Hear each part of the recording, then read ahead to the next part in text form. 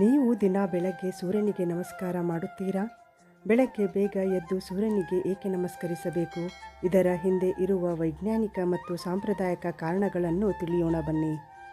ಹಿರಿಯರು ಬೆಳಗ್ಗೆ ಬೇಗ ಎದ್ದು ಮುಖ ತೊಳ್ಕೊಂಡು ಸೂರ್ಯನಿಗೆ ನಮಸ್ಕಾರ ಮಾಡೋದನ್ನು ನಾವು ನೋಡಿರ್ತೀವಿ.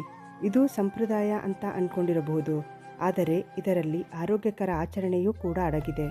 ನಾವು ಸೇವಿಸುವ ಆಹಾರವೂ ಕೂಡ ಸೂರ್ಯನ ಬೆಳಕಿನ ಸಹಾಯದಿಂದಲೇ ತಯಾರಾಗಿದ್ದು, ಅಲ್ಲದೆ ಸೂರ್ಯನ ಕಿರಣಗಳು ನಮ್ಮ ಆರೋಗ್ಯಕ್ಕೂ ಸಹಾಯಕಾರಿ. ಸೂರ್ಯನ ಕಿರಣಗಳಿಗೆ ಮೈಯೊಡ್ಡಿ ನಿಲ್ಲುವುದರಿಂದ ನಮ್ಮ ದೇಹಕ್ಕೆ ಹಲವು ಪ್ರಯೋಜನಗಳಿವೆ. ಹೀಗಾಗಿ ಆಯುರ್ವೇದ ಯೋಗದಲ್ಲೂ ಸಹ ಪ್ರತಿನಿತ್ಯ ಸೂರ್ಯ ನಮಸ್ಕಾರ ಮಾಡುವುದರ ಬಗ್ಗೆ ಉಲ್ಲೇಖವಿದೆ.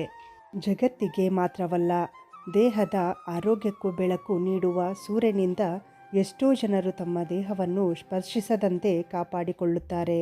ಅಂದರೆ ವಿಟಮಿನ್ ಡಿ ಇಂದ ದೂರನೇ ಇರುತ್ತಾರೆ.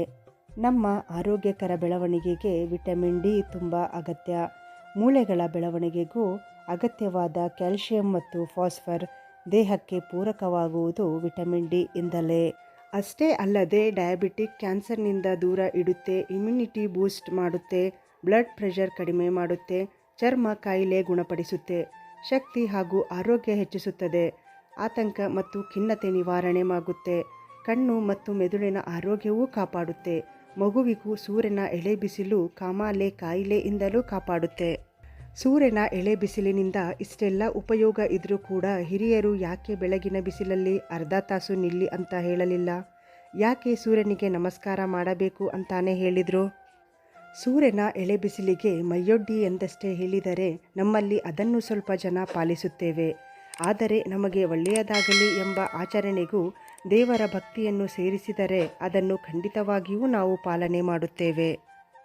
ಭಕ್ತಿಯಿಂದ ಬೆಳಗ್ಗೆ ಸೂರ್ಯನಿಗೆ ನಮಸ್ಕಾರ ಮಾಡಿದರೆ ಒಳ್ಳೆಯದಾಗುತ್ತೆ ಎಂದು ಪ್ರಾಚೀನರು ಹೇಳಿದ್ದಾರೆ.